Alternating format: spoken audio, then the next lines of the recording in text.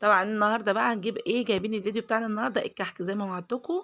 هنعمل الكحك المره دي، بس عايزه اقولك انت امشي على الخطوات، وان شاء الله ان شاء الله هتدعي لي زي كل سنه.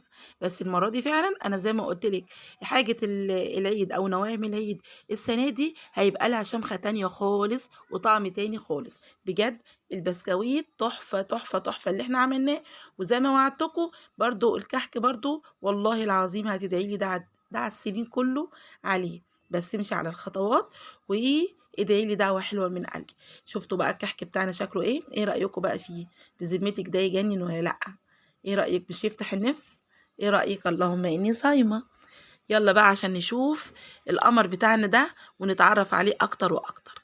الاول التسويه مفيش بعد كده، تحفه تحفه. بصوا بقى الجمال، وشايفين الملبن من جوه طريه جدا، الملبن طري مش ماسك او ناشف بجد والله العظيم.